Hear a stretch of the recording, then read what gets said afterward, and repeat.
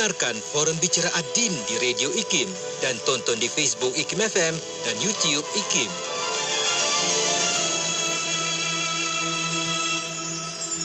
Selamat malam semuanya. Terima kasih atas perhatian anda. Teman-teman, kan saya Faiz Haji Osman bersiaran kita sampai jam 12.30 malam nanti, dan Jumaat untuk kali ini kita bawakan sejam perkongsian dalam Forum Bicara Ad-Din. Terbitan rakan setugas saya Haji Fairuz Haji Nordin, dan kali ini kita nak berbincang satu aspek penting dalam pendidikan negara kita dan bagaimana kita nak pastikan pendidikan tahfiz terutama di negara kita ini dapat kita jayakan sebaik mungkin. Dan insyaAllah anda boleh terus menonton siaran Forum Bicara Ad-Din kita menerusi Facebook Live IKIM FM, di YouTube channel kita IKIM Media, dan dekat radio macam biasalah bersama dengan saya Faiz Haji Osman dan juga dua orang panel kita untuk berbicara tentang dasar pendidikan tahfiz negara. Saya bersama dengan panel pertama, saya nak lalukan kehadiran mereka berdua, yang berusaha Ustazah Kasumawati Kasim, Ketua Penolong Pengarah Cawangan Dasar Pendidikan Tahfiz Bahagian Dasar Kemajuan Islam BDKI JAKIM,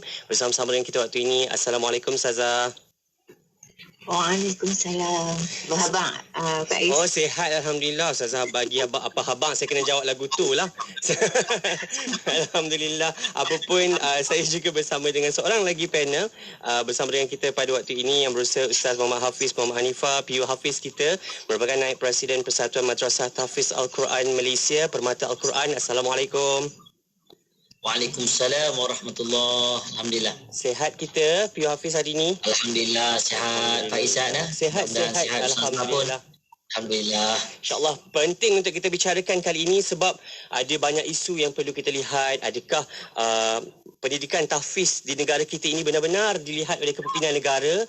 Adakah kemajuan demi kemajuan kita akan berikan kepada anak-anak tahfiz kita yang mengikuti pengajian yang berkaitan dengan Al-Quran? Sepatutnya kita lebih utamakan, lebih kita agungkan pengajian ini untuk anak-anak kita, dan bagaimana rangka dan juga pelan strategik yang telah pun direncanakan oleh pihak kerajaan dalam membantu untuk memacu lagi pendidikan tahfiz negara. Dan baru-baru ini Ogos kalau tak silap saya, YB Menteri Hal Ehwal Agama mempengerusikan mesyuarat berkaitan dengan pendidikan tahfiz ini untuk dasar pendidikan tahfiz negara. Dan insyaAllah kita nak bercerita lanjut. Anda boleh terus kongsikan kalau anda ada sebarang cadangan, kalau anda ada sebarang komen, mungkin pengalaman dan sebagainya, kongsikan di ruang komen Facebook kami IKIM FM dan juga di YouTube channel kita IKIM Media. Awal ini kita nak dengar dululah berkaitan dengan, adakah anda baru pertama kali dengar tentang dasar pendidikan tahfiz negara? Tapi kalau sebut tentang tahfiz semua orang tahu, tapi adakah wujudnya dasar pendidikan tahfiz negara ni? Kita nak tahulah apa sebenarnya yang diisi, bagaimana perancangan demi perancangan. Kita mulakan dengan Ustazah Kasumawati berkaitan dengan pengenalan tentang dasar pendidikan tahfiz negara ni. Apa sebenarnya yang diberi tumpuan dalam dasar ini, Ustazah? Okey, terima kasih DJ Faiz selaku moderator pada pagi ini. Saya. Yang berbahagia panel gandingan bersama PU Hafiz, dan terima kasih juga kepada penerbit Haji Fairuz yang telah menghubungi saya. Seterusnya para hadirin dan pendengar dan penonton radio IKIM yang saya kasihi. Alhamdulillah. Rabbi shrah li sadri wa yassir li amri wahlul 'uqdatam min lisani yafqahu qawli. Subhanaka la ilma lana illa ma 'allamtana innaka antal alimul hakim wa la haula wa la quwwata illa billahil aliyil azim. Jadi alhamdulillah, kita bersyukur kepada Allah Subhanahu wa taala kerana dengan izinnya kita dapat bersama pada hari ini dalam memperkongsikan satu tajuk yang berkaitan dengan hala tuju masa depan pendidikan tahfiz di negara kita. Jadi bagi menjawab persoalan yang diutarakan oleh DJ Faiz tadi, sejarah bermulanya cetusan idea mewujudkan dasar pendidikan tahfiz negara ni adalah dalam satu program himpunan hufaz yang menggabungkan Persatuan Institusi Tahfiz Al-Quran Kebangsaan PINTA yang telah diadakan pada 20 Mac 2016. Di mana pada ketika itu Yang Amat Berhormat Perdana Menteri Malaysia telah bersetuju supaya JAKIM menggubal satu dasar pendidikan tahfiz negara supaya pendidikan tahfiz terus berkembang dengan cara yang tersusun, teratur dan para hufaz dapat memainkan peranan serta memberikan sumbangan yang lebih besar kepada umat Islam di Malaysia. Jadi sebenarnya perkembangan institusi tahfiz yang kita lihat macam cendawan yang tumbuh selepas hujan yang semakin rancak di negara kita memerlukan satu mekanisme yang selaras dan seragam, termasuk yang berkaitan dengan isu kawal selia, tadbir urus institusi, pengurusan keuangan, kawalan kualiti dan pengiktirafan, penerasan kurikulum dan profesionalisme tenaga pengajar serta kebolehpasaran profesion pelajar hufaz itu sendiri. Jadi berdasarkan senario ini, maka satu dasar yang lengkap diperlukan untuk tujuan penerasan dan pemekasaan dan bertitik tolak daripada itulah di PTN, Dasar Pendidikan Tahfiz Negara berperanan sebagai satu dokumen rujukan dalam memandu institusi pendidikan tahfiz di seluruh negara bagi menentukan hala tuju dan kualiti pendidikan tahfiz selari dengan pendidikan arus perdana. Itu yang kita nak. Kita nak biar para hafiz ni ada hala tuju. Ukhrawi pun kita nak, duniawi pun kita tak nak dia mereka lepas ya macam tu. Jadi maka Jabatan Kemajuan Islam Malaysia JAKIM telah memperkenalkan DPTN ni, Dasar Pendidikan Tahfiz Negara, bermula tahun 2017 dan dasar ini telah disetujui dalam Mesyuarat Majlis Kebangsaan bagi Hal Ehwal Agama Islam MKI kali ke-61 pada 28 Jun 2016 dan mendapat perkenan Mesyuarat Majlis Raja-Raja kali ke-247 pada 11 Oktober 2017. Ini susu galuh lah sejarah wujudnya DPTN. Dan secara tidak langsung dasar ini mengambil kira dasar pendidikan kebangsaan dan peraturan-peraturan sedia ada di negeri-negeri dan ia bertujuan untuk dijadikan panduan dalam pengurusan pendidikan tahfiz di seluruh Malaysia bagi menyelesaikan pelbagai isu yang timbul berkaitan pendidikan tahfiz. Sebab biasanya bila orang sebut tahfiz ni Faiz kan, bayangkan pendidikan yang mundur, yang cacat merba, tak tersusun kan. Jadi dia ada stigma lah masyarakat kita kan. Betul. Jadi DPTN ni sebagai satu sinar diwujudkan yang akan banyak memberikan manfaat lah kepada institusi pendidikan tahfiz, utamanya pendidikan tahfiz swasta itu sendiri. Dan DPTN ni dipacu dengan 5 teras utama. Dalam DPTN ada 5 teras. Yang pertamanya kita melihat teras pertama iaitu memantapkan undang-undang dan penguatkuasaan.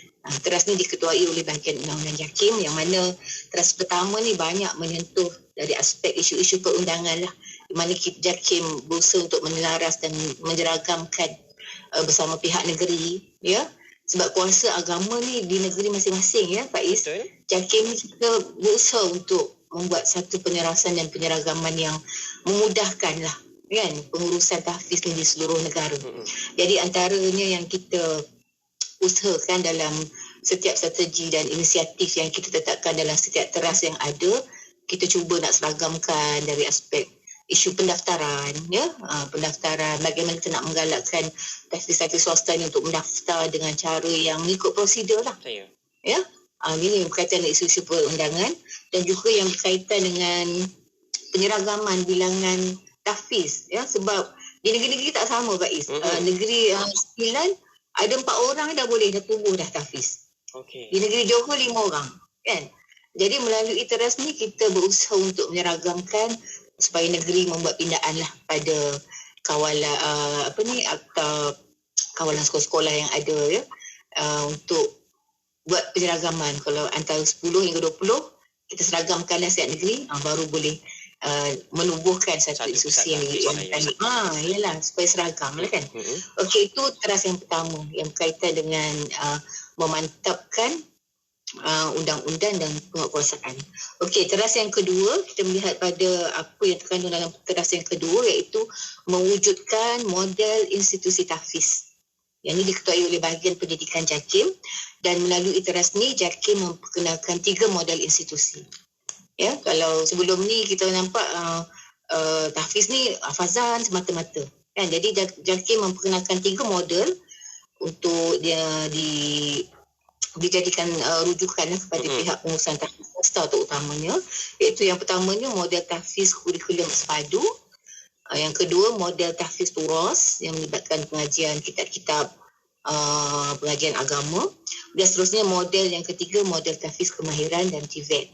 Yang ni 3 model yang kita perkenalkan supaya nanti bila institusi tahfiz ni nak mendaftar, dia dah tahu dah dia ni kategori tahfiz mana. Ya, bukan hafazan semata. Sebab kita nak tahfiz kita ni seiring dengan arus perdana. Dia hufaz yang boleh jadi engineer. Ya, yang itu memang kita dah ada laluan hufaz tu melalui program KPM Faiz.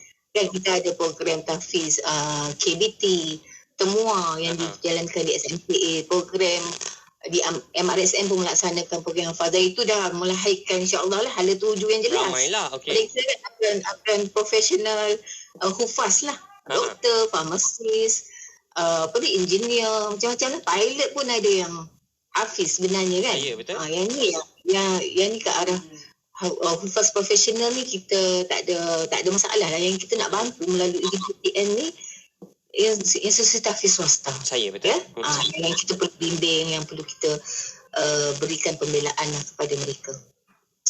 Okey, seterusnya teras yang ketiga yang berkaitan dengan mewujudkan kurikulum pendidikan tahfiz yang sesuai dengan pendidikan arus perdana. Yang ini juga diketuai oleh bahagian pendidikan JAKIM, yang mana melalui teras yang ketiga ni JAKIM telah membangunkan panduan kurikulum dan mata pelajaran bagi model pengajian tahfiz swasta berdasarkan 3 model institusi tahfiz yang saya sebut sebentar tadi lah. Dan melalui teras ni juga pihak JAKIM telah memperkenalkan pendidikan pra-tahfiz yang dimasukkan dalam kurikulum baharu KAFA, dan seterusnya di pihak KPM sendiri untuk memastikan pelajar-pelajar tahfiz di peringkat swasta ni supaya tidak ketinggalan arus perdana untuk mengambil juga peperiksaan SPM. Setelah habis hafazan 30 juzuk, mereka boleh mengikuti program intervensi yang dilaksanakan di pihak KPM, yang mana tuition SPM Faiz. Mana mereka boleh diberi peruntukan melalui KPM membantu pelajar-pelajar di peringkat tahfiz swasta untuk mengambil peluang menduduki peperiksaan SPM dengan mengambil teras mata pelajaran yang menjadi teras je lah, yang melayakkan mereka untuk mendapat kelayakan SPM itu sendiri. Sebab SPM ni penting Faiz. Betul. Kan, untuk kerja. Sebab kadang hufaz ni dia termis di situ. Kan, hafazan memang mantap, tak ada masalah, tebuk kok mana pun boleh. Tapi SPM ketinggalan. Sebenarnya ruang tu ada. Sebab tu melalui DPTN ni kita mempunyai pelan tindakan yang menggabungkan kolaborasi daripada banyak pihak, agensi kerajaan kan, untuk bersama-sama lah memberi sumbangan untuk memperkasakan lagi pendidikan tahfiz. Jadi KPM pun ada peranannya, KPT pun ada, pihak Jabatan Pembangunan Kemahiran di bawah Kementerian Sumber Manusia pun ada peranannya dalam nak membantu pelajar-pelajar tahfiz supaya seiring dengan keperluan yang diperlukan oleh negara kita lah, seperti mana yang diperluai oleh pelajar-pelajar yang bukan hufaz. Okey, seterusnya teras yang keempat, memperkasa tadbir urus institusi tahfiz. Jadi melalui teras ni, kalau tadbir urus ni dia melihat kepada prasarana tahfiz, sumber manusia, kemudian latihan-latihan yang berkaitan peruntukan keuangan terutamanya. Jadi ini melalui teras ni kita telah melaksanakan beberapa program latihan kepada pentadbir institusi tahfiz, dan KPM juga ada perancangan untuk memberi latihan kepada guru-guru tahfiz di bawah KPM, dan seterusnya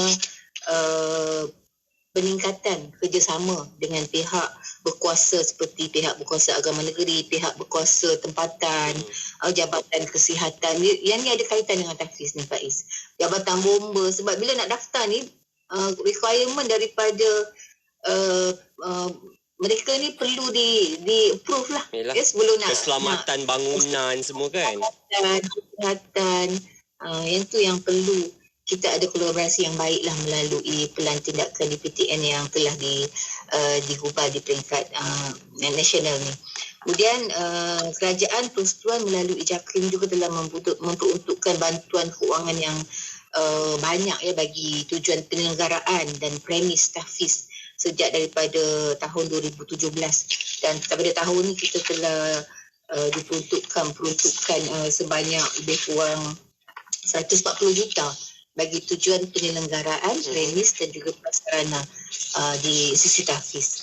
Ini yang merangkumi aspek yang merangkumi teras yang keempat tak diurus institusi tahfiz. Okey. Yang kelimanya, panjang sikitlah Faiz nah. Mewujudkan teras yang kelima yang terkandung dalam DPTN ni, mewujudkan sistem pengiktirafan dan persijilan bagi institusi tahfiz. Dan ini diketuai oleh bahagian dasar Kemajuan Islam dan juga Darul Al-Quran JAKIM. Di mana di dalam teras yang kelima ni fokus pada kita pengiktirafan dan persijilan lah.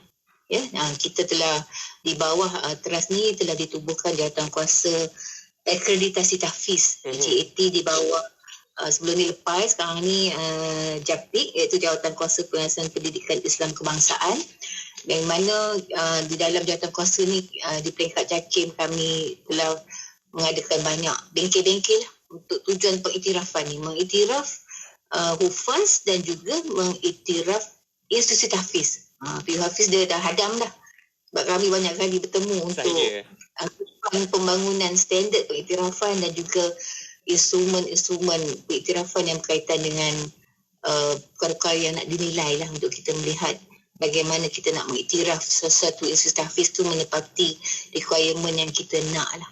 Okey.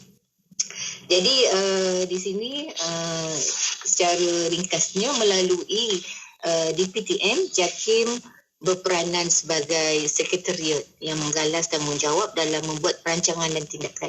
Dan semua itu JAKIM telah menyediakan satu pelan tindakan khusus lah.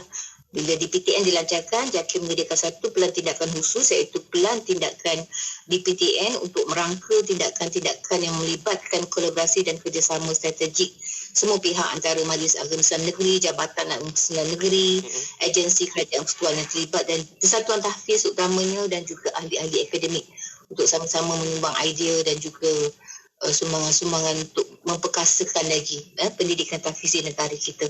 Dan pelan tindakan DPTN semasa yang ada sekarang ni adalah menggariskan 20 strategi dan juga 32 inisiatif. Jadi semua pihak yang terlibat dia akan mengambil kira lah setiap strategi dan inisiatif yang nak dilaksanakan mengikut setiap teras yang telah ditetapkan, dan pelaporan kemajuan tindakan setiap teras DPTN akan dilaporkan dalam mesyuarat jawatankuasa pelaksana dan juga jawatankuasa induk DPTN. Jadi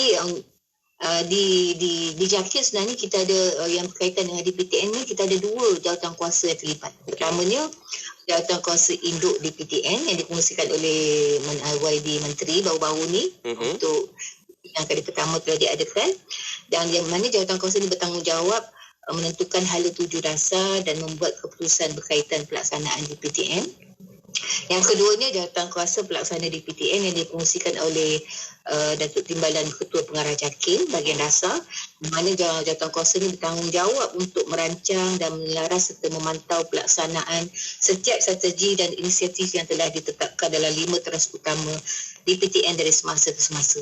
Jadi melalui pelan tindakan ni lah banyak ya usaha-usaha yang telah dibuat oleh semua peringkat, peringkat negeri, peringkat kementerian yang berusaha-usaha sungguh untuk memahami kepentingan usaha sama lah untuk kita memartabatkan pendidikan tahfiz di negara kita ni supaya setanding ya, supaya seiring, tak setanding pun seiring dengan keperluan pendidikan arus perdana pilkada kita. Jadi begitulah sedikit sebanyak DJ Faiz latar belakang dia berkaitan dasar pendidikan tahfiz negara yang dapat Ustazah kongsikan. Terima kasih Ustazah untuk perkongsian berkaitan dengan dasar pendidikan tahfiz negara, pandangan yang dilihat oleh pihak kerajaan bagaimana untuk menyelaraskan, memberikan keseragaman dalam institusi-institusi tahfiz, terutama institusi tahfiz swasta ini agar dapatlah akses kepada pendidikan berkualiti negara seiring dengan pendidikan arus perdana. Itu antara yang paling penting. Dan kita nak tanya dengan PU Hafiz ni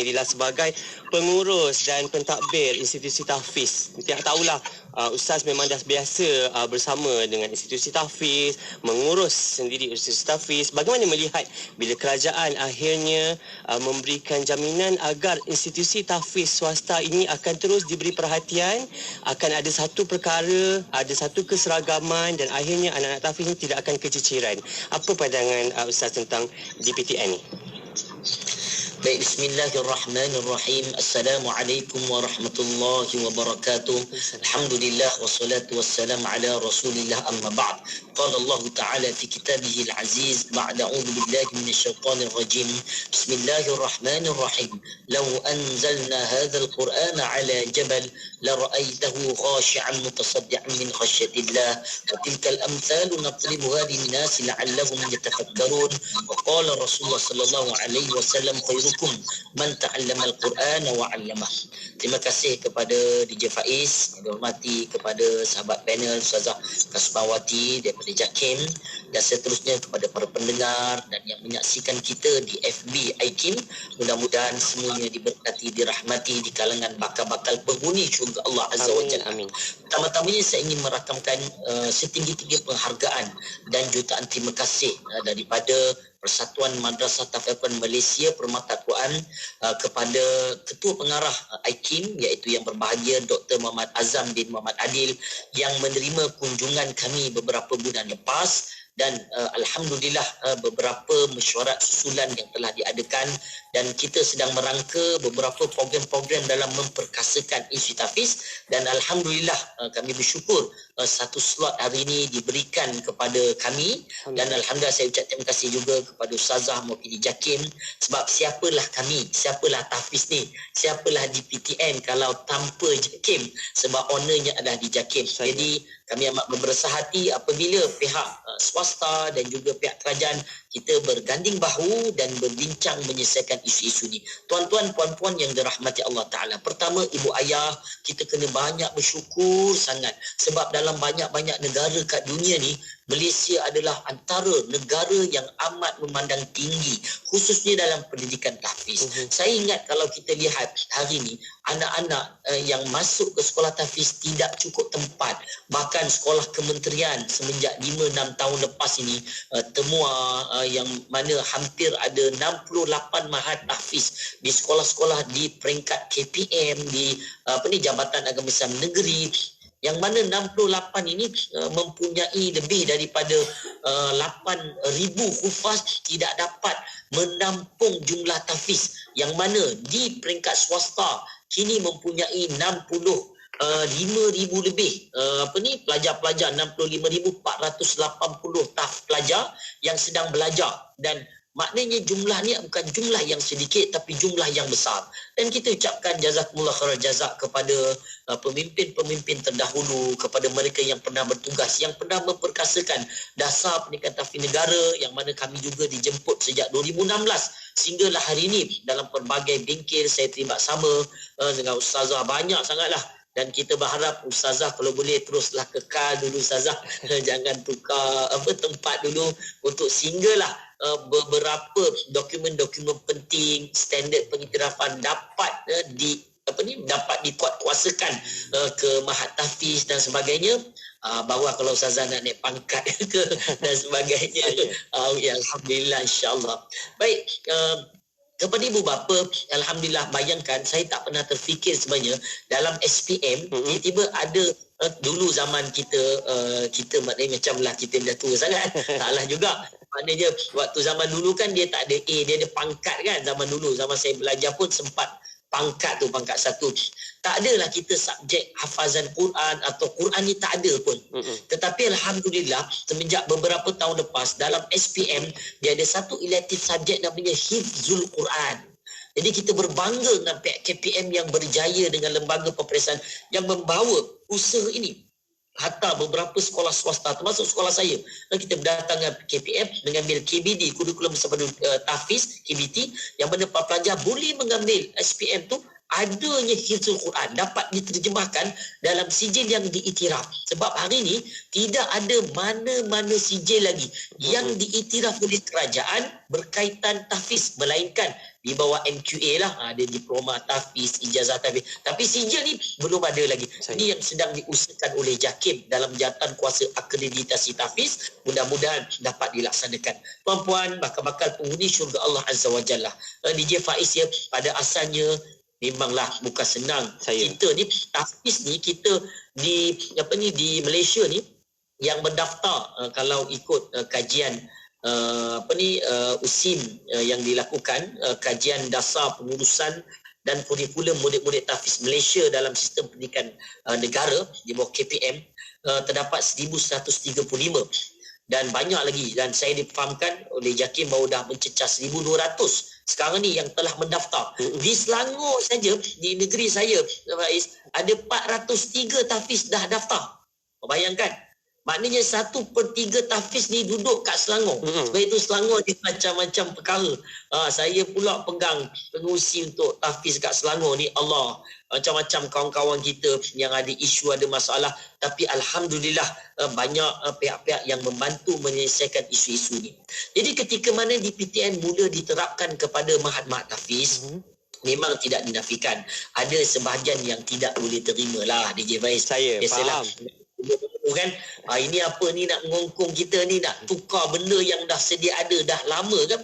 Jadi apa yang kami persatuan lakukanlah, kita kena turun ke lapangan grassroots sendiri, kita berikan penerangan, kita berikan kefahaman kepada mereka dan kita panggil mereka untuk mengikuti beberapa taklimat-taklimat yang diadakan oleh peringkat oleh JAKIM, oleh persatuan sendiri. Dan Alhamdulillah semenjak beberapa tahun ini saya boleh katakan 60 ke 70% mahat tahfiz sudah secara redha, secara sukarela menerima dasar pendidikan tahfiz negara. Sebab dia mustahil kita nak lengkapkan ke 100%, tetapi jurang itu ke arah itu. Sebab kita sebut banyak perkara-perkara yang dapat kita tambah baik apabila kita bekerjasama dengan pihak kerajaan, dan persatuan pun mempertahankan. Ustazah tahulah macam saya ni ada je saya mempertahankan kan. Kita pertahankan A, kita pertahankan B lah, sebab kita mewakili ribuan tahfiz kan. Kalau mungkin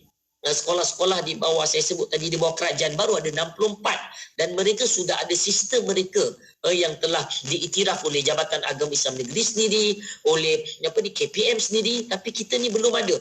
Jadi Alhamdulillah dengan kita membuka ruang kepada mak-mak tahfiz, berbincang kepada mereka, dan Alhamdulillah mereka mula sedar dan mula terutamanya mula melakukan membuat pendaftaran di di negeri-negeri. Alhamdulillah khususnya saya nak sebut tu di Selangor lah, sebab Selangor sekarang ni kita sedang dalam proses pemutihan, dia jadi pilot project. Sudah 3 tahun ni sebenarnya DJ Faiz, saya pun berbengkel, bermusyawarah dengan ke-12 PBT, sebab PBT ni mempunyai kuasa dia tersendiri. Dia boleh menjangkau kuasa kerajaan pusat, kuasa kerajaan negeri, sebab dia melihat pada tempat tu sendiri. Tapi Alhamdulillah beberapa perbincangan, beberapa kelonggaran, standard sekurang-kurangnya standard minimum perlu dicapai oleh mahat tahfiz dalam keselamatan bomba, keselamatan kesihatan dan sebagainya. Tuan-tuan puan-puan yang dirahmati Allah SWT, hadis yang saya sebutkan tadi, khairukum man ta'allamal Quran wa 'allamah, sebaik-baik kamu adalah orang yang mempelajari Al-Quran dan mengajarkannya. Ibu ayah yang dirahmati Allah Ta'ala kena yakin dengan Al-Quran.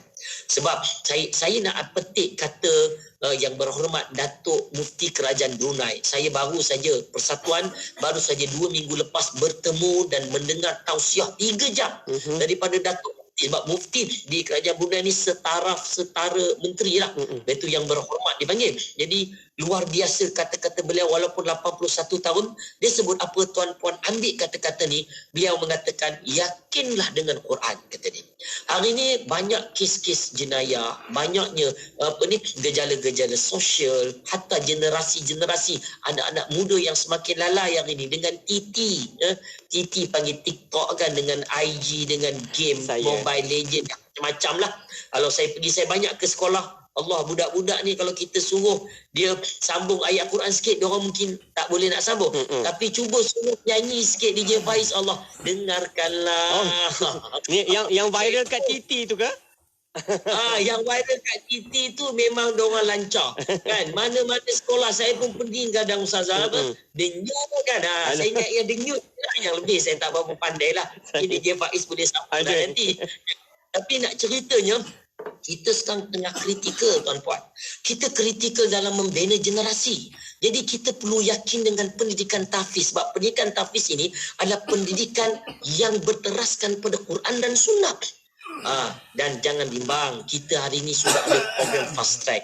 Banyak dah tadi Ustazah dah sebut program dengan KPM, Jabatan Agama sedang melaksanakan program-program yang bersama dengan Mak Tahfiz. Ambil hafal Quran, lepas tu ambil SPM secara fast track. Alhamdulillah terbukti di Selangor sebagai contoh, kita 3 tahun berturut-turut ni ramai yang 6A, 7A, 5A. Alhamdulillah markah lulus, grade lulus tu 90%. Pelajar hanya belajar 8 bulan saja. Dan sekarang juga kita sudah ada TVET. Kita sudah ada kan, sebab di negara-negara maju mereka mengutamakan sijil TVET. Di Jerman sendiri 70% adalah lepasan TVET, bukan lepasan academic base. Kita di negara kita ni academic base 80% diterima untuk kerja, diterima untuk sambung belajar, tapi TVET base, kemahiran base ni dia masih kurang. Tapi alhamdulillah kita tengok sekarang rancak KPM, hatta pihak Jabatan Pembangunan kemahiran sudah menubuhkan satu jawatan kuasa tahfiz TVET. JAKIM terlibat, kami pun persatuan terlibat sama dalam menggubah, dalam berbincang supaya pelajar-pelajar ni setidaknya bila dia habis tahfiz, dia dapat sijil SKM, sijil kemahiran Malaysia equivalent dengan SPM. Tapi kena ambil lah juga ada bahasa Melayu, at least 2 subjek, bahasa Melayu sejarah ialah bahasa Melayu, bahasa kita. Tak naklah habis belajar dia cakap Melayu tak pandai kan. Lepas tu sejarah Malaysia tak pandai. Jadi perkara-perkara ni penting. Jadi sebagai penutup untuk pusingan ni, saya boleh ringkaskan bahawa alhamdulillah hari ni kerajaan sudah memain peranan yang besar. Kita sedikit lagi. Jadi harapan saya bukan saja pada ibu bapa untuk terus yakin dengan Quran, bahkan kepada seluruh Mak Tahfiz, yakinlah apa yang kita usahakan ini kita tidak menidakkan apa yang telah tuan-tuan puan-puan lakukan. Memang besar jasa tuan-tuan puan-puan. Mak Tahfiz pertama dalam sejarah Mak Tahfiz persendirian. Kalau yang pertama di Masjid Negara kita adalah yang pertama, Tan Sri sendiri adalah orang yang pertama, 8 orang pertama jadi pelajar tapi pertama tahun 1960-an yang diarahkan dan dicadangkan oleh Syekhul Azhar ketika itu. Dan pada tahun 1979 Mak Tahfiz pertama yang wujud adalah di Terengganu, iaitulah di Mak Tahfiz di Terengganu, di Kubang Bujung, dan juga di Selangor pada tahun 1981 di Balai Dakwah, dan ini berkembang sehinggalah kini punya 1,000 tahfiz lebih. Dan saya percaya, dan apabila kita bekerjasama dengan kerajaan, kita berbincang dan menyelesaikan isu-isu, insya-Allah tuan-puan boleh mengekalkan apa yang tuan-puan lakukan. Hanya kita minta beberapa standard kerjasama untuk kita seragamkan beberapa kurikulum, sebab barulah kita boleh adanya pengiktirafan. Barulah kita boleh adanya peperiksaan bersama macam SPM dan sebagainya apabila ada keseragaman yang dilakukan, insya-Allah. Itu saja dari saya. Assalamualaikum. Waalaikumsalam warahmatullahi wabarakatuh. Terima kasih untuk P.U. Hafiz. Pusingan awal ini berkaitan dengan dasar tahfiz, pendidikan tahfiz negara ini. Dan tadi P.U. Hafiz ada sebutlah, walaupun ada perkara yang dah pun diwujudkan oleh pihak kerajaan, ada tak pastinya belum semua lagi dapat menyeluruh untuk sama-sama mengikuti dasar pendidikan tahfiz negara ini, tapi ke arah itu dah lebih daripada separuh pun yang dah pun mendaftar untuk sama-sama menyokong inisiatif yang telah pun diwujudkan oleh pihak kerajaan. Dan P.U. Hafiz ada sebut berkaitan dengan isu-isu yang akan kita selesaikan bersama, tentang isu penyelarasan, tentang isu pengiktirafan institusi-institusi tahfiz itu sendiri. Kita nak tanya dengan Ustazah lah, sebenarnya apa isu-isu penting lah yang perlu dan sangat kritikal untuk diselesaikan bila wujudnya DPTN, Ustazah? Okey. Kalau kita melihat sebelum kewujudan dasar tahfiz ni diwujudkan, antara isu yang membelenggu pendidikan tahfiz sebab tak ada dasar. Jadi DPTN ni sebagai satu platform yang sangat bermanfaat, yang besar lah untuk kebaikan semua.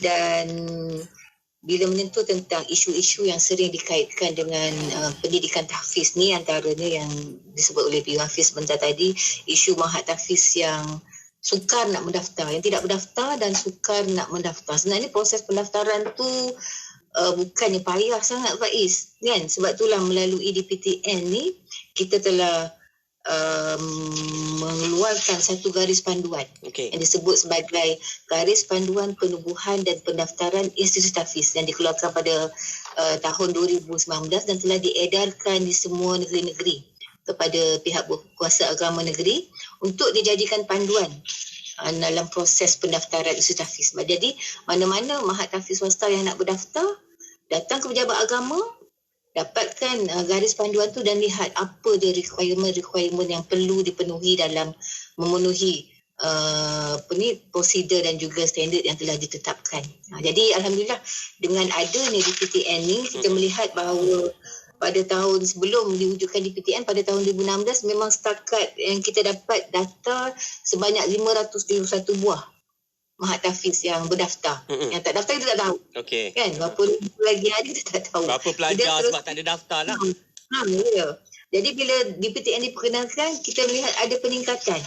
Ya, sebanyak setakat tahun 2022 ni sebanyak 1,208 buah tahfiz telah berjaya didaftarkan. Dan setiap mereka ni akan didaftarkan melalui sistem pendidikan Islam di JAKIM lah, Simpeni.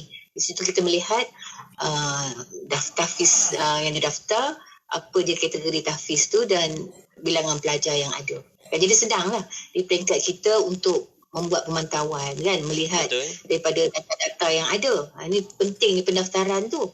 Ya, dan seterusnya pelaksanaan dengan bila ada berkait dengan isu pendaftaran ni, sebenarnya dia berkait dengan pihak berkuasa agama negeri.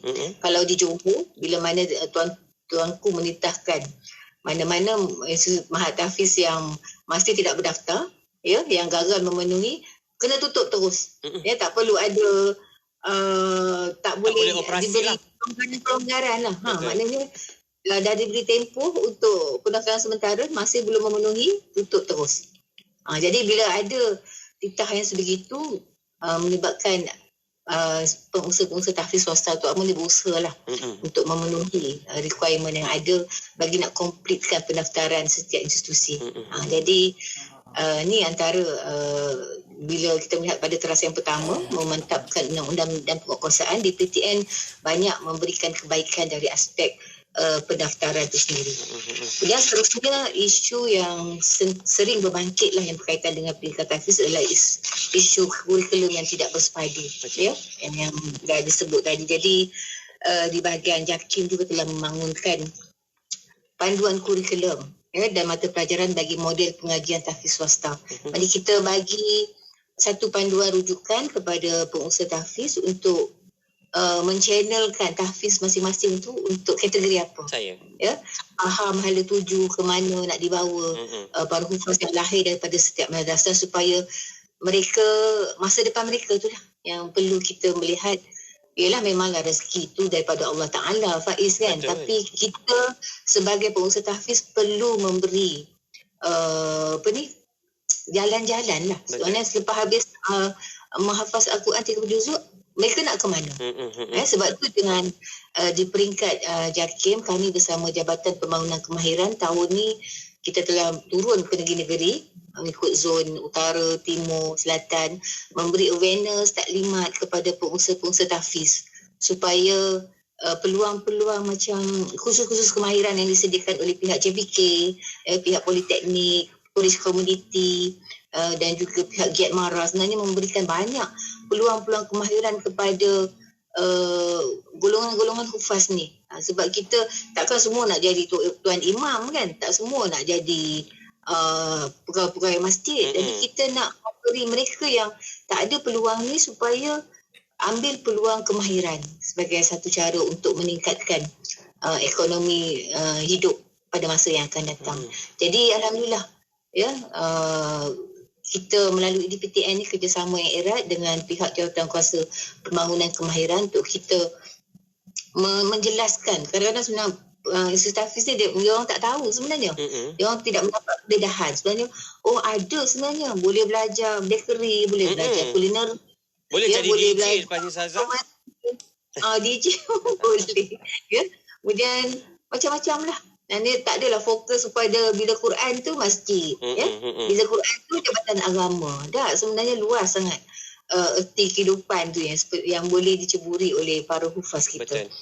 Jadi ini antara isu-isu yang berkait lah, yang berbangkit terkait isu. Satu lagi isu pengiktirafan. Ya, di pihak JAKIM kita telah ada usaha yang telah dilaksanakan oleh Darul Quran JAKIM. Kita mengiktiraf syahadah-syahadah hafazan daripada setiap madrasah yang ada. Maknanya para hufaz ni boleh memohon untuk mendapatkan STM, Sijil Tahfiz Malaysia. Dengan hafazan yang ada, sijil syahadah hafazan daripada madrasah yang ada, mereka memohon STM, dan melalui STM mereka akan diuji hafazannya, penulisannya, dan juga ada sedikit ujian yang berkaitan dengan pengajian Islam. Jadi bila lulus, mumtaz, dengan mendapat mumtaz, maknanya mereka sijil mereka tu akan diberi pengiktirafan. Lulus dengan mumtaz kan Ustazah? Mumtaz. Okey. Yang mumtaz. Ya, jadi bila mereka ada peluang untuk melanjutkan pengajian di IPT kan, dan ada degree, kemudian berminat untuk bekerja sebagai guru tahfiz KPM. Jadi STM tu sebagai satu dokumen sokongan yang boleh digunakan lah untuk mendapatkan jawatan guru interim tahfiz di KPM ataupun di MRSM. Jadi itulah antara usaha-usaha pengiktirafan yang telah dibuat di peringkat negara kita lah, dan JAKIM usaha dengan jawatan kuasa akreditasi tahfiz yang ada. Kita sekarang ni kita akan mengiktiraf institusi tahfiz pula. Jadi kita akan turun melihat institusi tahfiz swasta ni adakah kalau mereka izin nak institusi tahfiz mereka diiktiraf, mereka perlu memenuhi prosedur-prosedur lah iktirafan sebuah institusi. Jadi kita akan turun mengaudit, dan sekiranya institusi itu layak untuk diiktiraf, kita akan keluarkan sijil pengiktirafan. Yang ini masih dalam proses pembangunan, standard yang dah ada. Pembangunan instrumen pun kita dah selesai, dan insya-Allah kita akan mulakan dengan projek rintis lah untuk kita turun kepada mahat-mahat tahfiz yang terpilih untuk kita nilai sejauh mana sistem pengiktirafan yang nak kita ketengahkan di peringkat negara kita. Itulah antara beberapa isu berbangkit lah Ustazah. Isu berbangkit yang berkaitan dengan institusi tahfiz. InsyaAllah, dan kita harap dengan adanya DPTN ini, isu-isu ini, isu ni ada dasar atau tidak ada dasar sekalipun, dia akan berlaku. Cuma kita harap ia dapat kita selesaikan, kita boleh rujuk kepada dasar yang dah sedia ada. Dan insyaAllah kita harap ia dapat digunakan sebaik mungkin, dan kita nak ia boleh menjadi satu penanda aras untuk kebolehpasaran graduan adik-adik hufaz saya ni selepas ini, yang akan memanjuri pasaran kerja di pelbagai sektor pekerjaan, insyaAllah. Dan kita nak bersama dengan PU Hafiz lah. Tadi Ustazah ada sebut tentang model-model pengkelasan tu berkaitan dengan tahfiz bersepadu, tahfiz turas, tahfiz kemahiran yang ada TVET-nya lagi kan. Bagi tujuan keseragaman, bila ada seragam, boleh keluarkan satu peperiksaan yang diiktiraf, dan akhirnya ada sijil yang diiktiraf untuk mereka keluar pergi sambung ke peringkat lebih tinggi, akhirnya memasuki sektor-sektor pekerjaan profesional ini. Pandangan Ustaz berkaitan dengan model-model ini Ustaz?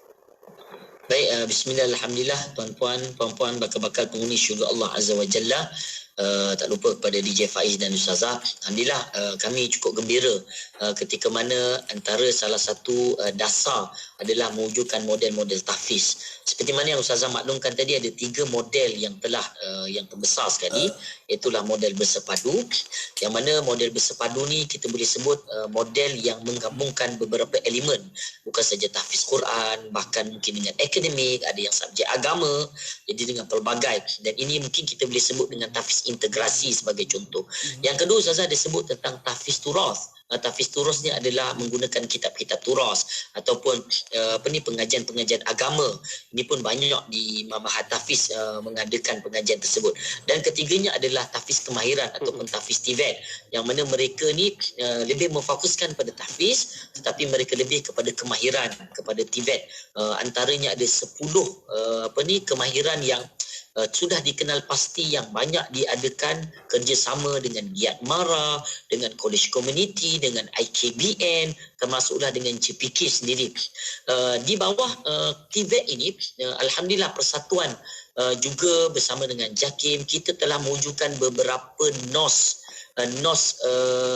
standard, satu standard macam kita sebut kurikulum lah di bawah JPK, yang mana NOS ni antaranya disebutkan dengan NOS pengurusan masjid.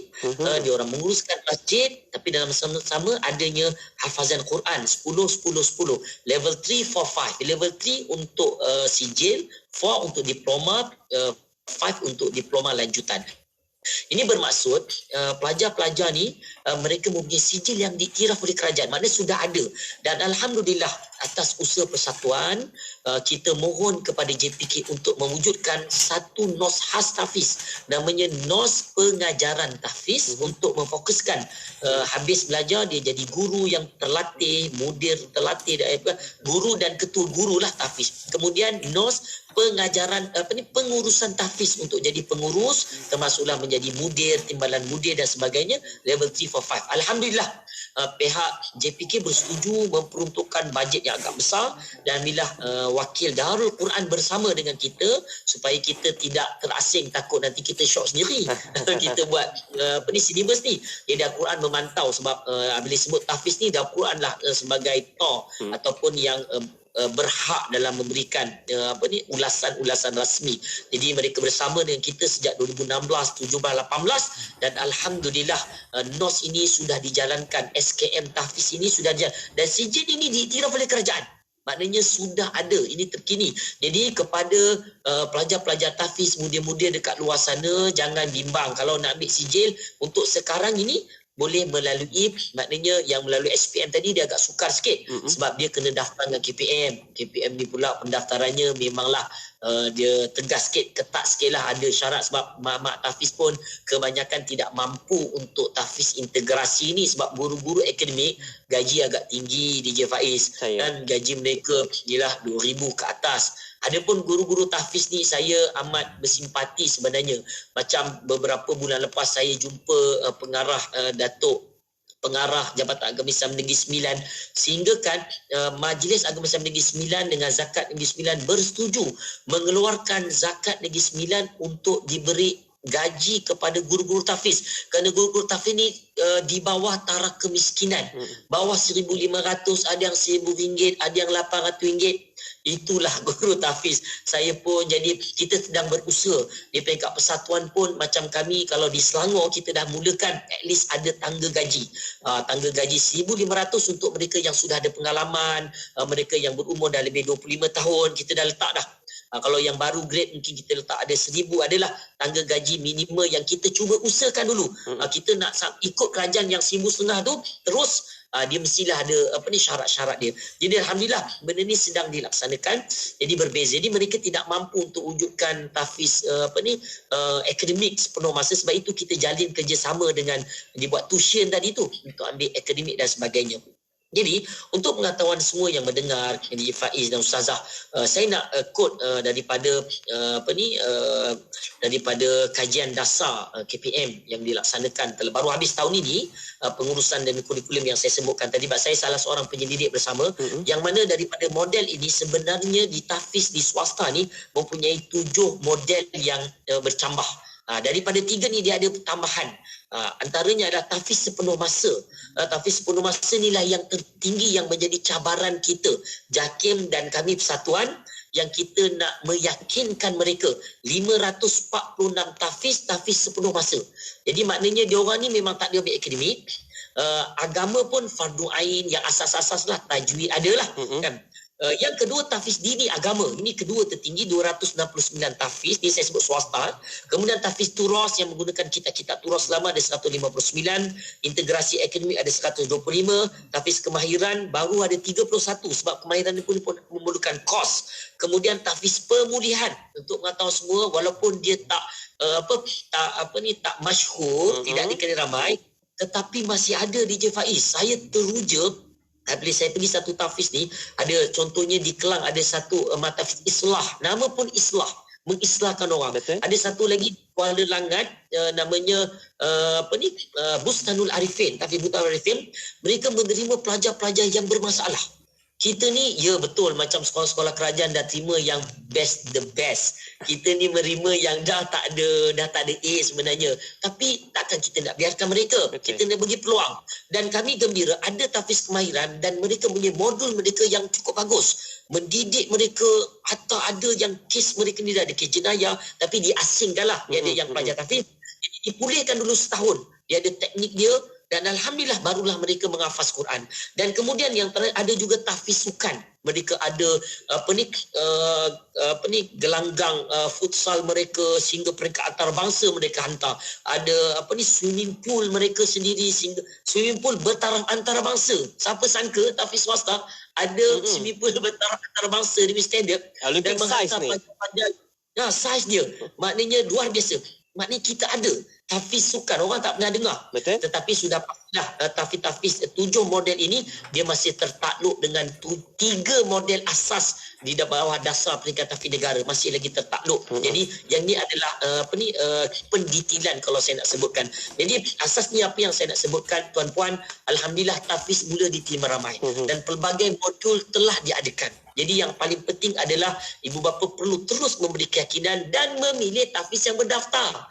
Saya pun nak mewakili Jabatan Agama Negeri. Saya. Sebab ada lagi, bukanlah dia orang tak nak daftar. Sebenarnya dia orang pun dalam proses nak daftar.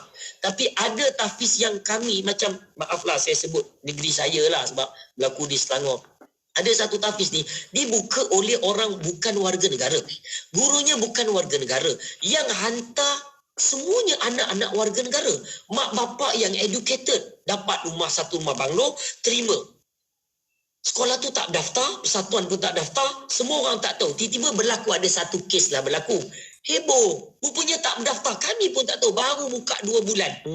Jadi kami turun mereka minta maaf apa dan akhirnya Jabatan Agama Islam Selangor marahkan, maknanya tak boleh buka lah. Maknanya sampai hari ni alhamdulillah tidak beroperasi. Jadi poin yang saya nak sentuh kepada ibu bapa, model banyak tadi. Jadi tanyalah kepada mudir, ustaz, daftar tak dengan Jabatan Agama? Kan? Tengoklah sijilnya, kan? Saya bukan apa, sebab kita dah ada 1,200 tahfiz berdaftar. Yang tak daftar ni saya boleh sebut dalam 300-400 tahfiz. Dia orang memang betul. Tapi ada sebahagian kecil yang memang dia masih lagi macam nantilah daftar, nantilah macam Ustazah sebut tadi kan. Jadi saya harap ibu bapa cakna pada isu-isu ni, kan? Sebab apabila berdaftar dia ada audit. Jabatan Agama Islam negeri-negeri ni akan turun memantau adanya ialah pemantauan termasuk persatuan, dan insya-Allah JAKIM pun akan ada instrumen-instrumen standard yang akan memantau. Itu harapan saya untuk pusingan-pusingan penghujung insya-Allah. Terima kasih Hafiz berkaitan dengan isu. Saya suka P. Hafiz sebut tadi berkaitan dengan pendaftaran itu, sebab yang penting adalah kita nak menjaga isu-isu seperti kebajikan anak-anak tahfiz ini. Kita tak nak kebajikan mereka, aspek keselamatan, aspek kesihatan dan pendidikan berkualiti yang perlu mereka dapatkan. Mereka ada hak untuk mendapatkan semua ini, aspek-aspek ini. Jadi dengan keseragaman yang telah pun diwujudkan dalam DPTN ini, kita harap dapat dipatuhi semua, dan dengan pendaftaran-pendaftaran yang dibuatlah oleh pihak institusi-institusi tahfiz swasta ini, akhirnya dapat menjayakan DPTN ini untuk kita realisasikan. Dan sedikitlah penghujung, kita tanya dengan Ustazah selaku yang terlibat bersama dalam dasar pendidikan tahfiz negara. Harapan Ustazah untuk DPTN ni, Ustazah? Okey. Sidang pendengar dan penonton IKIM yang dikasihi sekalian, sebenarnya DJ Faiz, kita memang di peringkat nasional kita berusaha se-all out mungkin lah ya untuk membantu pihak-pihak tahfiz ni. Bukan kita nak membunuh ya, tapi kita nak memudahkan nak membantu biar seiring dengan hasrat kerajaan itu sendiri. Dan melalui DPTN ni sebenarnya pada tahunnya, untuk makluman semua, kita sedang membangunkan garis panduan penubuhan pengurusan tahfiz. Kalau sebelum ni penubuhan dan pendaftaran dah settle, dah ada satu garis panduan. Tahun ni kita berganding bahu ya dengan semua pihak yang ada untuk membangunkan garis panduan pengurusan tahfiz supaya menjadi rujukan dan panduan kepada pengusaha tahfiz untuk mengurus tahfiz macam mana ya. Kalau murid ramai ni, guru ramai mana yang sesuai mengikut kapasiti kekuatan satu-satu tahfiz lah. Jadi kita sediakan satu garis panduan yang kita merujuk KPM juga ya. Untuk membina garis panduan tu kita merujuk KPM dari segala aspek lah, dari sudut hal ewan murid, tadbir urus, sumber manusia, kurikulumnya, kurikulumnya. Yang mana kita libatkan semua dalam pengurusan tu supaya pihak pengurusan tahfiz dapat satu rujukan. Sebenarnya nak bina tahfiz ni bukan pacak kemah dulu ya, kena ikut garis panduan dulu, tengok apa yang perlu ada, bangunan ada ya, 3K yang keselamatan, kebajikan ya, kebersihan yang perlu diberi perhatian ya. Yang tu semua melalui garis panduan ni, insya-Allah sebagai buah tangan kedua lah daripada DPTN yang akan dilahirkan, dan insya-Allah akan memberi manfaat kepada semua. Jadi melalui DPTN ni lah Ustazah selaku mewakili pihak JAKIM, sebenarnya kita menyedari bahawa institusi pendidikan ni berperanan melahirkan generasi yang kukuh pegangan Al-Quran kan. Kita nak generasi yang menjadi benteng untuk mempertahankan agama di negara kita, dan yang sebab itulah kita perlu memberi perhatian dan pembelaan kepada institusi pendidikan tahfiz ni melalui kerajaan yang ada ya, sama ada di peringkat pusat maupun di peringkat negeri. Dan DPTN ni adalah sebagai satu usaha kesungguhan di pihak kerajaan agar lebih cakna dan serius ia dah memperkasakan pusat pengajian tahfiz agar benar-benar berfungsi serta memberi impak yang maksimal dalam melahirkan generasi yang soleh dan bertakwa. Dan bagi Ustazah lah, di PTN ni kalau boleh diibaratkan seperti satu payung lah, satu payung yang besar, payung yang memberi kebaikan ya, kepada yang sangat banyak kepada masa depan institusi tahfiz di negara kita. Jadi secara tidak langsung DPTN merupakan asas penting yang bagi landasan jangka masa panjang mewujudkan pendidikan tahfiz yang berkualiti ya, seterusnya melahirkan modal insan dan generasi Al-Quran dengan masa depan yang cerah dan berkeyakinan. Dan kita juga mengharapkan agar DPTN akan berjaya mengangkat imej dan kualiti institusi tahfiz seluruh negara agar menjadi sebuah institusi utama untuk melahirkan generasi Al-Quran. Dan malah saya mendoakan agar dengan sebaik-baiknya agar kalau boleh hasrat kita nak mencapai satu rumah, satu hufaz. Amin. Kan, ke arah tu. Kan? Kita nak, itulah. Sebab kelebihan Al-Quran tu, ya, yang kita yakini, yang kita berpegang teguh dengan Al-Quran. Al-Quran lah yang akan menjadi syafaat kepada kita semua. Okey. Semoga Malaysia akan terus subur dengan kelahiran para hufaz Al-Quran. Ya. Amin. Pihak persatuan, terutama pihak Hafizah yang mewakili pihak persatuan, kita sentiasa berganding bahu dalam memastikan pendidikan institusi tahfiz ni mendapat menjadi masa depan institusi pendidikan tahfiz ni ke arah membertabatkan Al-Quran. Bukan sahaja Al-Quran tersemat di dada para hufaz, tapi juga insya-Allah akan menjadi asas pembentukan peribadi warga Malaysia, dan pemimpinnya malah berpotensi meletakkan Al-Quran sebagai pemandu pembentukan iklim sosial, ekonomi dan politik negara kita. Amin, insya-Allah. Sebagai penutup kata, Ustazah nak memetik ayat Quran yang menyebut A'udzubillahi minasyaitanirrajim walaqad yassarnal Quran lizikri fahal min mudakkir. Dan demi sesungguhnya kami telah memudahkan Al-Quran untuk menjadi peringatan. Dan adakah kita sendiri akan mengambil pengajaran daripada Al-Quran itu sendiri? Kerana Al-Quran ini mudah. Ya? Kalau kita berhasrat untuk menghafal, insya-Allah mudahlah. Faiz pun boleh hafal. Amin, kan, insya-Allah. Faiz Al-Hafiz. Amin, amin, ya Allah. Jadi itulah kesimpulan yang dapat Ustazah berikan. Terima kasih banyak Ustazah untuk kesimpulan bicara kita hari ini. Sedikitlah daripada pihak Hafiz dalam kita sama-sama nak memperkasakan, tak ada libat urus daripada pihak persatuan, daripada institusi tahfiz, daripada semua orang lah kan, yang maka usaha ini takkan berhasil. Maka kita nak gabung jalin yang harmoni agar DPTN ini dapat kita jayakan sebaik mungkin. Pihak Hafiz. Baik. Kata-kata akhir, bismillah, alhamdulillah, tuan-puan yang dirahmati Allah. Pertama, kepada ibu bapa, peliharalah anak-anak yang sedang hafaz Quran, utamanya jangan dibiarkan mereka mungkin dah habis, mereka sambung belajar, dilihat untuk mereka terus mengulang dan mengulang Al-Quran, sebab itu ada tanggungjawab anak-anak, termasuklah diri saya sebagai seorang hafiz, untuk mengulang Quran dan mengamalkan isi kandungan Quran, sebab kita nanti di hadapan Allah Ta'ala akan dipersoalkan apa yang telah kita bacakan, apa yang telah kita amalkan. Maka panduan ibu bapa amat penting. Kedua, kepada seluruh para mudir, harapan saya dan secara kredit ini, saya memohon jasa baik semua untuk bersama-sama berganding bahu. Ya, masing-masing punya kepakaran masing-masing, tetapi apabila kita bekerjasama, maka kita kuat. Maka adanya dasar pendidikan tahfiz negara kerana kekuatan yang ada, dan ibu bapa mempercayai kepada kita. Jadi jagalah kebajikan mereka, berhati-hati mengikut peraturan-peraturan agama negeri yang telah dilaksanakan.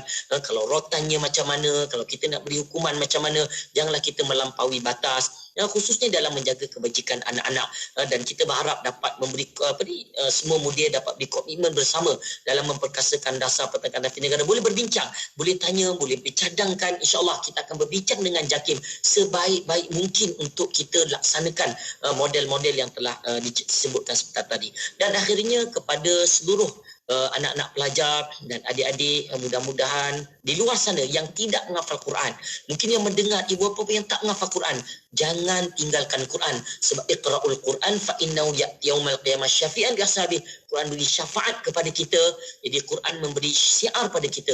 Dan akhir sekali daripada saya nak ambil kesempatan akhir sekali kirim salam saya Presiden Ustaz Manalito bin Dahlan daripada Persatuan Masyarakat Malaysia kepada semua, menjemput kalau ada mudir-mudir tahfiz untuk ke majlis convocation Nusantara kami ini, untuk memperkasakan dasar dengan tahfiz negara juga, yang mana kita menjemput hampir 30 buah negara, dan alhamdulillah kita berjumpa dengan JAKIM, dengan menteri, dan beberapa buah negara akan terlibat sama dalam majlis persidangan Majlis Tahfiz Asia Tenggara, melibatkan 7 negara, NGO, negeri-negeri tahfiz yang berkaitan.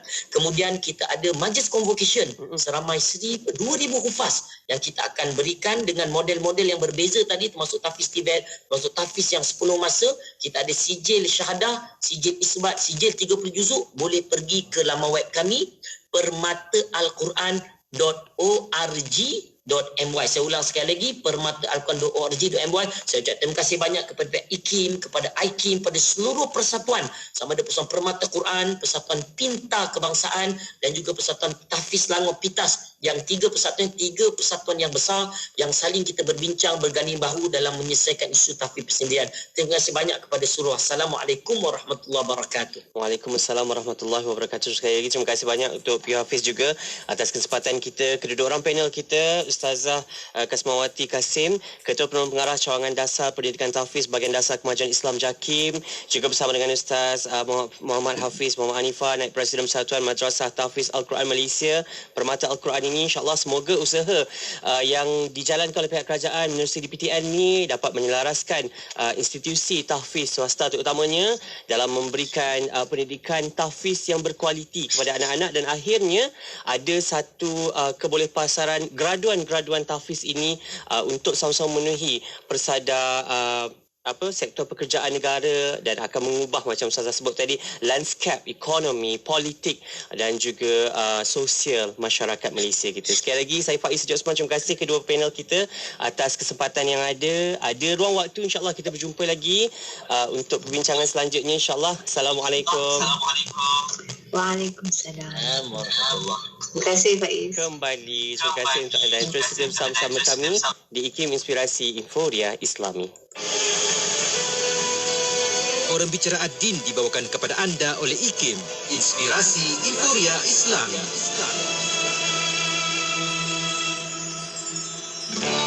Kesihatan mental merupakan asas kesejahteraan hidup individu dan kemampuan masyarakat untuk berfungsi dengan berkesan. Kesihatan mental boleh terjejas disebabkan masalah sosioekonomi, perubahan persekitaran secara mendadak, tekanan di tempat kerja, masalah keluarga dan penyakit fizikal. Al-Quran yang diturunkan sebagai penyembuh dan rahmat kepada manusia berperanan penting sebagai terapi jiwa. Ketenangan dan pemulihan yang diperoleh daripada penghayatan dan tadabbur ayat Al-Quran dapat memberikan kesan kepada jiwa dan kehidupan manusia. Menyedari kaitan rapat antara Al-Quran dengan kesihatan jiwa, Bengkel Al-Quran dan Kesihatan Mental pada 4 Oktober 2022 ini diadakan untuk menyampaikan ilmu tentang petunjuk Al-Quran sebagai terapi dalam menyelesaikan isu kesihatan mental. Jangan lepaskan peluang mendengar perbahasan pakar yang diundang khas, iaitu yang berusaha Dr. Hazli Zakaria, pakar psikiatri, Encik Muhammad Asham Ahmad, Fellow Kanan IKIM dan perkongsian pengalaman berharga Encik Zubair Abu Bakar, Mental Depressive Disorder and Anxiety Survivor. Yuran penyertaan adalah sebanyak RM300. Peserta akan mendapat 2 naskah buku terbitan IKIM. Berminat untuk hadir? Layari www.ikim.gov.my atau hubungi urus setia di talian 03-6204-6320 atau 321 atau 325. Assalamualaikum. Rakyat Malaysia dinasihatkan untuk sentiasa berwaspada dengan tipu hela skamer. Jangan panik dan jangan ikut arahan dari pemanggil yang tidak dikenali. Ingat, tabung haji tidak akan meminta maklumat peribadi atau membuat transaksi kewangan melalui panggilan telefon. Jangan jadi mangsa penipuan skamer. Saya, Datuk Seri Said Saleh Said Abdul Rahman, Pengarah Eksekutif Haji. Kalau curiga, jangan percaya. Nasihat ini dibawakan oleh Lembaga Tabung Haji. Ayo bersama-sama dalam infak pembinaan Masjid Kampung Sungai Pusu Gombak. Percayalah, sesungguhnya tidak akan berkurang harta dengan melakukan sedekah. Anda terus boleh berinfak melalui laman sesawang masjidsungaipusu.com atau ke akaun Bank Islam 1416-2011-000520. Jom infak. Johor Bahru 106.2. Assalamualaikum. Hai semua. Kali ini Hazim nak jumpa Eja Ali. Kawan-kawan nak jumpa sekali? Kalau nak jumpa, jom kita ke Pesta Buku Kedah di Village Mos Sungai Petani. Bila tu? 22 September hingga 28 September ini. Bukan sahaja Ejen Ali ada, banyak lagi aktiviti. Ada ceramah agama, ada bicara karya, basking pun ada tau. Kawan-kawan, jomlah kita pergi sekali. Diskaun yang amat dahsyat. Jumpa kat sana nanti. Bye. Jika anda penerima bantuan sara hidup BSH berumur 18 hingga 65 tahun, anda layak menerima skim perlindungan nasional B40 atau MySalam. Anda boleh menerima pendapatan gantian RM50 sehari sehingga 14 hari setahun. Jika dimasukkan ke hospital, manfaat perlindungan 45 penyakit kritikal sekali seumur hidup sebanyak RM8,000. Untuk semakan dan tuntutan, layari mysalam.com.my. MySalam, MySalam, MySalam. Perlindungan terkaful perjuangan. Tawaran menarik. Radio IKIM membuka ruang dan peluang kepada para penaja untuk memperkenalkan produk dan perkhidmatan kepada lebih 1 juta pendengar seluruh Malaysia.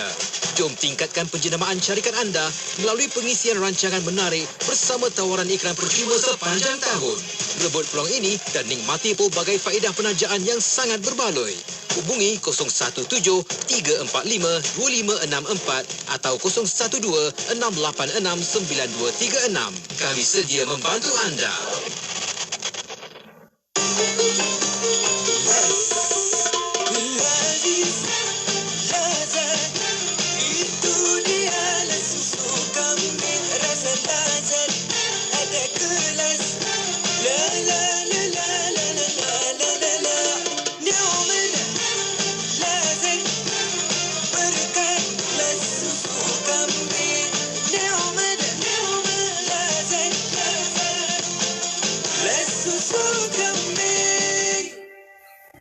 Inspirasi, Inforia, Islami, semuanya di IKIM. Ar-Rahmanir-Rahim. La hawla wa la quwwata illa billah. La hawla wa la quwwata illa billah. La hawla wa la quwwata illa billah. La hawla wa la quwwata illa billah.